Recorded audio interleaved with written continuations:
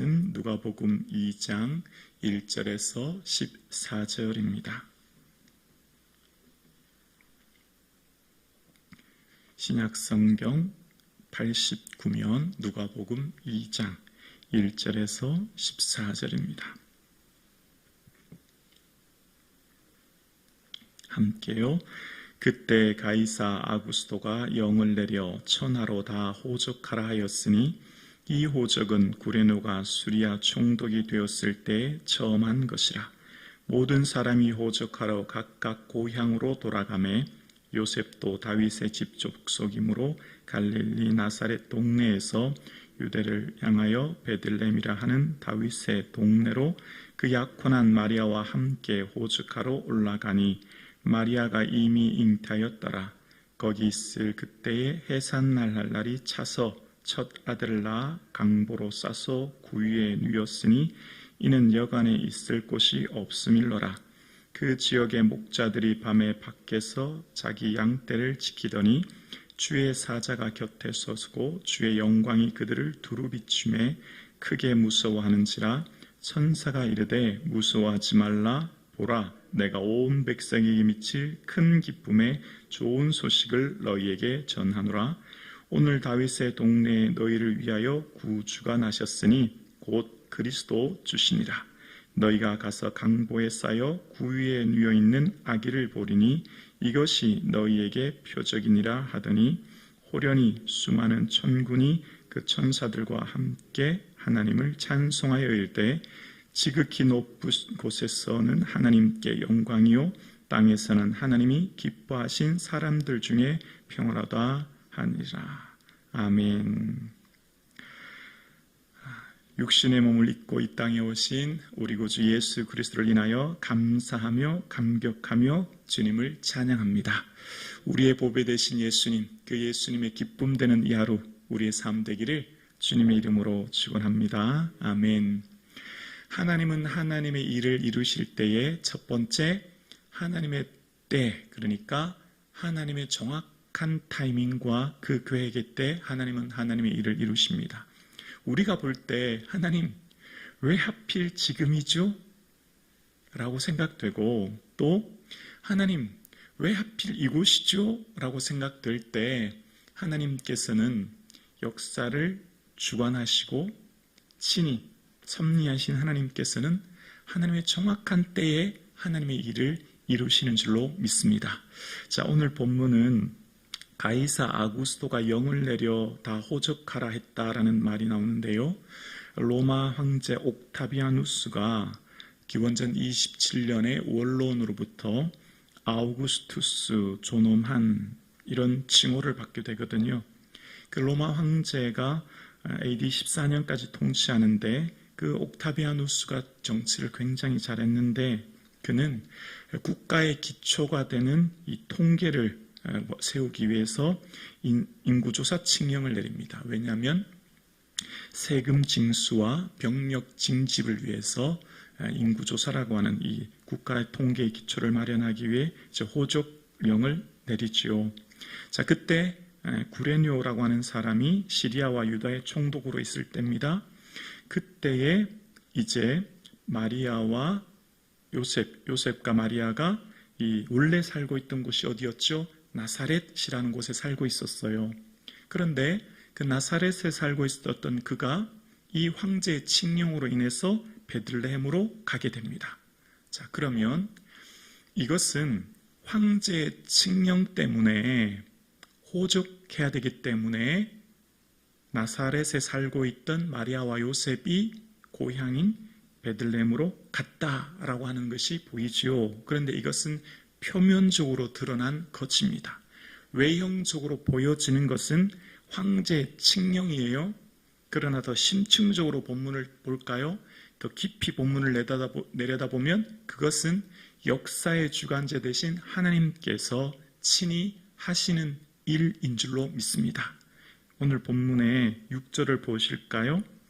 거기 있을 그때에 해산할 날이 어떻게 됐다고요? 차서. 해산할 날이 어떻게 해요? 차서. 때가 해산날을 찼다는 말이죠. 갈라디아서 4장 4절에 보면 때가 참에 여자에게서 아들을 보내시고 때가 참에 하나님의 때가 찼다는 거예요. 자, 그러니까 겉 표면적으로는 황제의 칙령이었지만 하나님의 때가 찼고, 또 지금 이 마리아가 잉태하여 낳는 아이들은 어디요? 베들레헴으로 가게 되죠. 그것은 미가 5장 2절에 선지자로부터 하신 그 예언의 말씀이 정확하게 이루어지는 것이죠.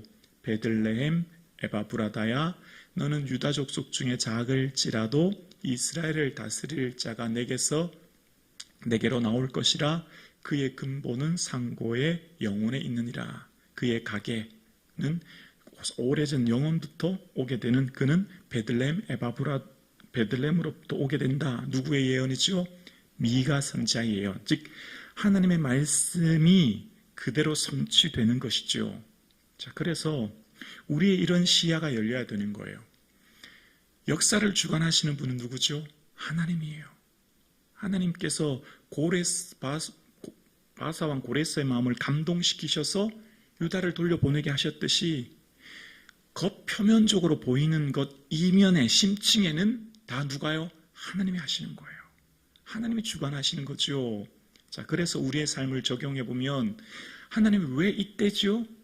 왜 하필 이런 일이 왜 지금이죠? 라고 하는 의문이 들 때에 오늘 본문에 말하기를 여자 해산할 날이 차서라는 표현처럼 갈라디아서 4장 4절 말씀처럼 때가 참에 여자에게서 아들을 낳게 하신 것처럼 누가 하시는 거예요? 하나님이 그 때, 하나님의 타이밍, 하나님의 계획 속에 그 일을 하시는 거예요.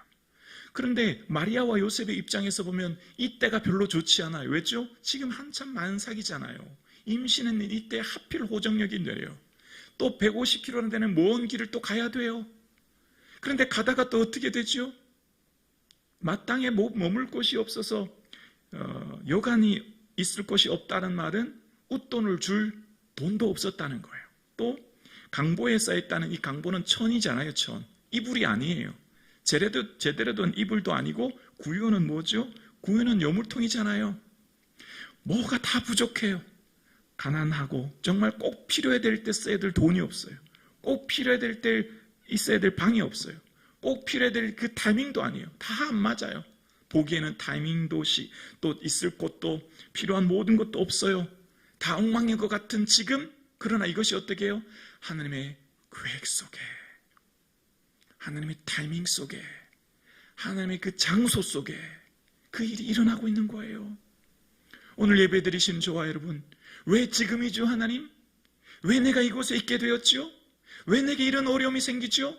하나님의 계획 속에, 지금은 이해되지 않지만 하나님 말씀이 내게 성취되고 있고 하나님이 계획하고 계시고 하나님 역사를 운행하시는 분이 하나님이신 줄로 믿습니다. 여러분, 보이는 것은 황제의 칙령이지만 누가 하고 계세요? 하나님이 하시는 거예요. 그래서 여러분 너무 정치에 일희일비할 필요도 없어요. 다 하나님이 하시는 거예요. 너무 거기에 너무 심취해서 무슨 나라가 큰일 날 것처럼, 나라가 무슨 망할 것처럼 다 하나님이 붙들고 계신 줄로 믿습니다. 하나님의 역사를 보는 것이죠. 그래서 오늘 본문을 통해서 하나님께서는 하나님의 그 계획하신 그때, 그 정확한 타이밍에 하나님이 하시는 것을 말씀하고 계시는 거예요. 그리고 그 하나님이 하시는 계획 속에 하나님이 하시는 일이 마치 초라하게 보이고 가난하게 보이고 현실적으로 매우 부족하게 보이는 그 일도 하나님께서 하고 계심을 말하고 있는 것이죠. 마치 작은 겨자씨와 같이. 여러분, 전능하신 하나님이잖아요. 못할 것이 없는 분이잖아요. 이왕이면 로마 황제로 이 땅에 나타나시고 백마탄 황제로 군사들 이끌고 천하를 호령하면 어때요? 근데 가장 미약한 아기 예수로, 여러분, 아기는 누군가의 도움 없이는 1년 동안 걷지도 못하지 않습니까? 이렇게 나약한 모습으로 이 땅에 오셨어요. 우리는 도저히 잘 이해도 되지 않아요. 그런 가운데 예수님께서는 이 땅에 오셔서 온 인류를 구원할 구주로, 그래서 이것이 표적이라고 이야기합니다. 표적은 하나님의 메시지를 전달할 신적인 초자연적인 현상을 말하는데, 우리가 야구를 보면 감독이, 이 표적은 사인이란 말이거든요. 야구를 보면 감독이 사인 보고 선수들이 경기를 운영하듯이 하나님께서 하시는 사인이에요. 하나님께서 하시는 그 사인 속에서는 가장 보잘것없고 인간의 방법, 그러니까 우리는 쉽게 이해되지가 않습니다. 우리의 이 관점이나 시야로 봐서는 하나님의 아들이 어떻게 이렇게 초라하게 오시는가, 또 하나님의 아들이 왜 하필 이런 때 이런 곳에라고 생각되는 그것이 하나님의 사인이라는 것이죠. 하나님 하시는 일이라는 것이죠. 그 하나님이 하시는 일 속에 주님이 오실 주님은 어떤 분인지를 10절에 이렇게 말해요. 천사가 이르되 무수하지 말라, 보라 내가 온 백성에게 미칠 큰 기쁨의 좋은 소식을 너희에게 전하노라. 아멘. 온 백성에게 큰 기쁨이 된대요. 여러분, 모든 사람이 완벽하게 다 좋을 수는 없어요. 여러분 그거 아시죠? 어떤 한 국가가 좋으면, 기쁘면 반드시 한 국가는 좋지 않게 되어 있어요. 그것이 전쟁이 되었든 스포츠 경기가 되었든 어떤 소식이든 아시아 모든 사람들, 온 인류 더 어렵죠. 아시아 몇 개국만 좋기도 어려워요. 대한민국에 사는 모든 사람 전체가 좋은 소식도 사실 잘 어려울걸요. 왜냐하면 사람 마음에는 시기심이라는 게 다 있기 때문입니다. 아무리 좋은 것도 완벽하게 좋을 수는 없죠. 그런데 오늘 본문은 뭐라고 하죠? 온 백성, 모든 사람들이 다 좋아할 소식이랍니다. 왜 그럴까요?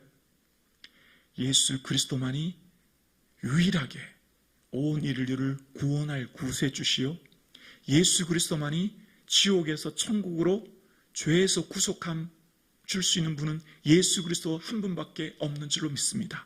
우리는 모두 죄에서, 영원한 지옥에서 율법의 저주로 말미암아 죽어야 될 우리를 구원하신 분은 오직 유일하게 예수 그리스도이기에 어떤 누구든지 예수님이 필요하고 예수님이 기쁨이 되고 예수님이 행복이 되는 이유는, 진리 되신 예수 그리스도는 우리는 원래 죄로 말미암아 지옥의 영원한 고통에 있어야 될 우리가 예수를 믿을 때 천국의 백성이 되는 줄로 믿습니다. 이것이 가장 핵심이에요. 아무리 예수를 오래 믿어도 이것 모르면 헛것이지요. 온 천하를 얻고도 자기 목숨 잃으면 무엇이 유익하리요?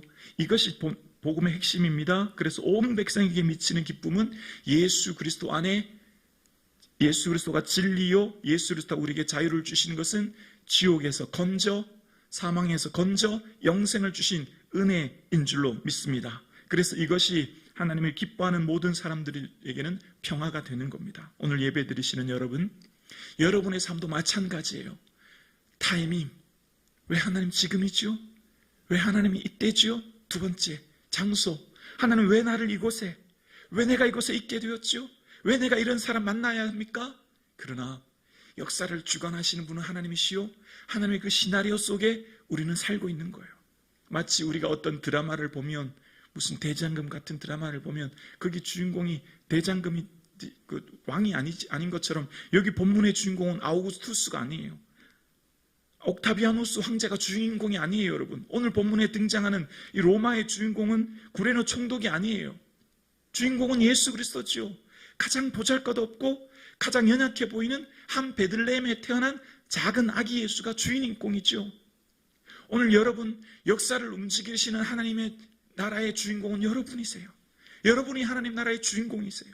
보잘것없고 초라하고 연약해 보이는 여러분의 삶이 하나님 나라의 주인공이며 하나님의 관심은 여러분에게 있는 것입니다. 여러분의 삶 가운데 이해되지 않은 타이밍, 이해되지 않은 장소, 이해되지 않은 사건 속에, 그러나 하나님께서 오늘도 나를 붙들고 계시고 그 역사의 주관 되신 하나님께서 우리에게 영생을 선물로 주셨고, 그 영생을 선물로 주신 예수 그리스도와 함께 오늘도 감사와 기쁨으로 살아가시는 우리 인생의 최고의 선물은 예수 그리스도임을 기억하며 감사하는 성탄절 아침 되기를 주님의 이름으로 축원합니다.